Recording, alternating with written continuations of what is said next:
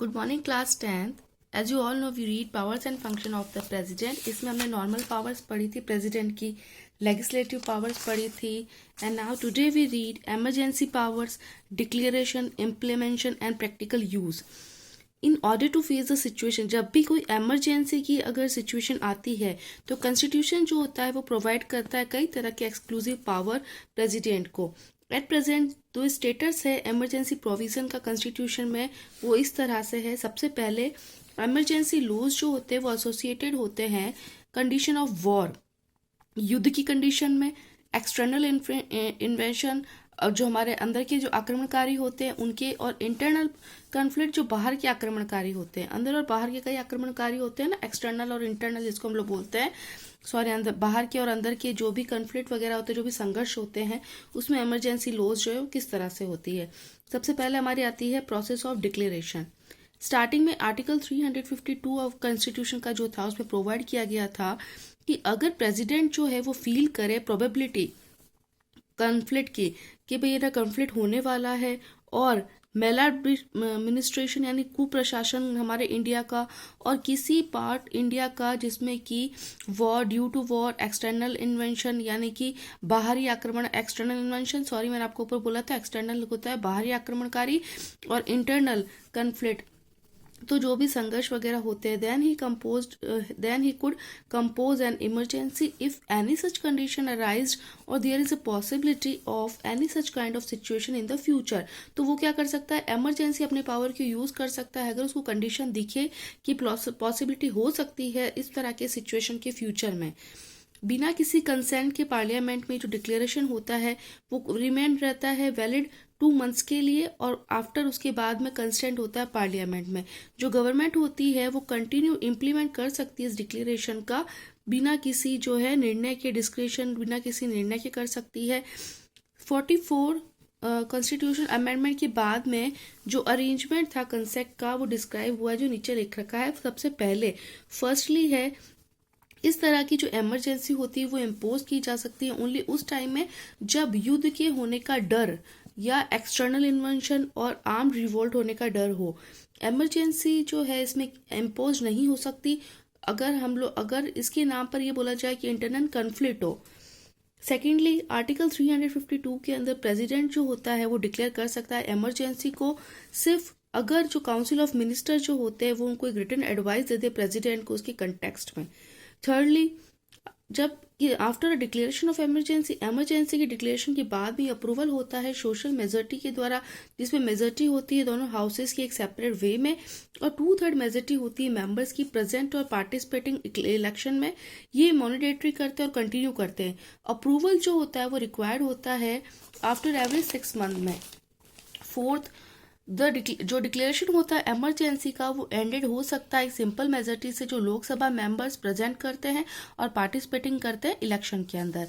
Now is election of emergency in case of constitutional breakdown in a state. कोई भी ऐसी emergency जिसमें कि कॉन्स्टिट्यूशनल जो है ब्रेकडाउन हो रहा है किसी भी स्टेट के अंदर, इसमें हम प्रोसेस पढ़ेंगे। अकॉर्डिंग टू आर्टिकल 356 आर्टिकल के अंदर अगर प्रेसिडेंट जो होता है वो ये जानता है कि जो स्टेट गवर्नर या फिर वो खुद ही जो है कंसीडर कर सकता है किसी कंडीशन को जिसमें वो इवॉल्व हो कि गवर्नमेंट जो है कुछ स्टेट पर जो है फंक्शन एज पर जो प्रोविजन की जो कॉन्स्टिट्यूशन है उसके अंदर काम नहीं कर रही है, देन वो डिक्लेयर कर सकता है इमरजेंसी उस स्टेट की without the consent of parliament. Parliament की जो है किसी भी तरह के निर्णय के आधार बिना ये डिक्लेरेशन जो होती है वो इम्प्लीमेंट नहीं हो सकती किसी भी पीरियड में मोर देन 2 मंथ्स। जब ये जो रिसोल्यूशन पास हो जाता है पार्लियामेंट में तो प्रेसिडेंट जो होता है वो रूल कर सकता है, इम्पोज कर सकता है उस पर स्टेट पर 6 मंथ के लिए। ये मैंडेटरी होती है इस तरह के टाइप का जो रिसोल्यूशन होता है वो पास हो सकता है बोथ दोनों हाउसेस के अंदर। जो दोनों हाउसेस है ना हमारे लोकसभा और राज्यसभा, उसमें ये पास होकर पार्लियामेंट जो होता है उसको सिंपल मेजोरिटी देता है। इन एनी केस अगर जो किसी भी केस में पॉसिबल नहीं हो सकता है कि इम्पोज करे प्रेसिडेंट रूल उसके बाद में, तो अब उसका पीरियड कितना हो सकता है 3 इयर्स का। नाउ इस process of declaration in a financial emergency, जबकि फाइनेंशियल इमरजेंसी हो तो उसका जो है प्रोसेस क्या होगी डिक्लेरेशन की। तो हमारा आर्टिकल 360 जो है उसके अंदर ये कहा गया है, अगर प्रेसिडेंट जो है वो फील करता है कुछ कंडीशन जिसमें इवोल्व हो due to which the financial stability और गुडविल, कि अगर जो है फाइनेंशियल स्टेबिलिटी और जो हमारी इंडिया की जो गुडविल है वो थ्रीटेंड हो रही हो, तो उसको वो डिक्लेयर कर सकता है फाइनेंशियल इमरजेंसी। इस डिक्लेरेशन की इमरजेंसी जो है उसका टेन्योर फिक्स्ड हो सकता है, same as a case of the first type of emergency discuss earlier. जैसे कि हमने जो पहली जो इमरजेंसी डिस्कस की थी, सेम उसी की तरह जो है इसकी इमरजेंसी डिक्लेयर हो सकती है। नाउ फर्स्ट प्रेसिडेंट जो इलेक्शन आपके है वो आपका कट हो चुका है, जो टॉपिक जो हमारे एग्जाम में नहीं आएगा। Okay, now turn your page. Now we are reading now prime minister. Section 74 जो इंडियन कॉन्स्टिट्यूशन का है वो प्रोवाइड करता है पोस्ट प्राइम मिनिस्टर की। अब अपॉइंट कैसे होते हैं प्राइम मिनिस्टर? जो कॉन्स्टिट्यूशन होता है वो प्रोवाइड करता है कि प्रेसिडेंट जो होता है वो प्राइम मिनिस्टर को अपॉइंट करता है।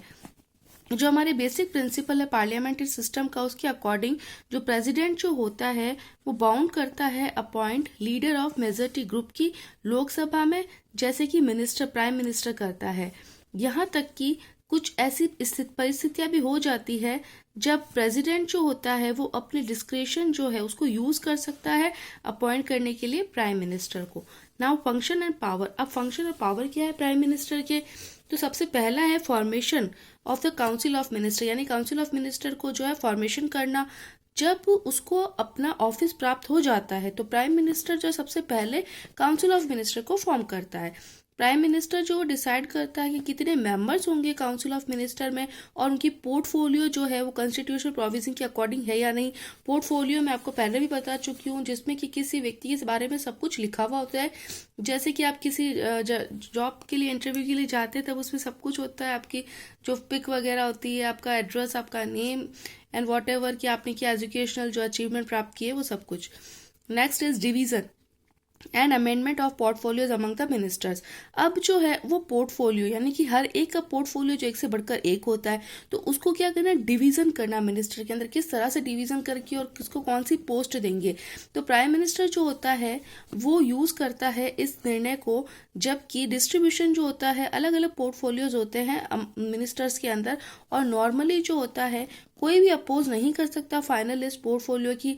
जो अलोशन होता है, जो बांटता है फाइनल लिस्ट पोर्टफोलियो की, वो कौन बनाएगा? Prime minister. Now third is directing the function of the council of minister. अब वो डायरेक्टिंग क्या करता है काउंसिल ऑफ मिनिस्टर में? तो प्राइम मिनिस्टर जो होता है वो एक मीटिंग रखता है काउंसिल ऑफ मिनिस्टर और direct entire work council of minister के साथ में।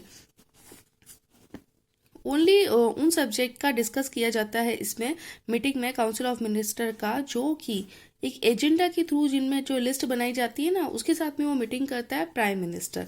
फिर कोऑर्डिनेट करते हैं अलग अलग डिपार्टमेंट्स गवर्नमेंट के साथ में। कैसे कोऑर्डिनेट करते हैं? प्राइम मिनिस्टर जो होता है वो स्टैब्लिश करता है कोऑर्डिनेट किसके बीच में, बहुत तरह के जो डिपार्टमेंट होते हैं गवर्नमेंट के, जो कि पूरी गवर्नमेंट को फंक्शन को एक यूनिटी में बांध के रखते हैं, उसके साथ में वो जो है कोऑर्डिनेट बना के चलता है। Next is leader of the Lok Sabha. अब प्राइम मिनिस्टर जो होता है वो लीडर होता है मेनली लोकसभा का, पार्लियामेंट में। वो प्रोवाइड्स करता है गाइडेंस सभी तरह के जो वर्क होते हैं वो एसोसिएट होते हैं फॉर्मेशन ऑफ लॉ के साथ में, और सभी जो गवर्नमेंट होती है वो रिसोल्यूशन करती है, इसी के साथ में एनुअल बजट भी फॉर्म करती है as per his direction. His direction means is that prime minister direction. Next is establishing interrelationship, यानी कि जो है वो प्रेसिडेंट और कैबिनेट के बीच में जो इंटर रिलेशनशिप जो एस्टैब्लिश करता है। जब प्राइम मिनिस्टर जो होता है वो एक मीडियम होता है एस्टैब्लिश करना कॉन्टैक्ट किसके बीच में, head of the union on issue of public interest.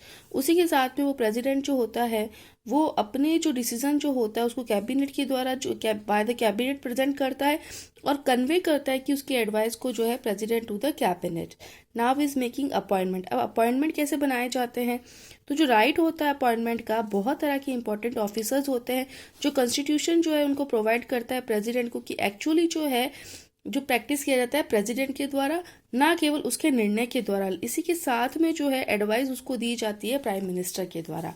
Okay, so next year topic is council of minister, जो कि आपके जो है कोर्स में से जो है रिमूव कर दिया गया ये टॉपिक।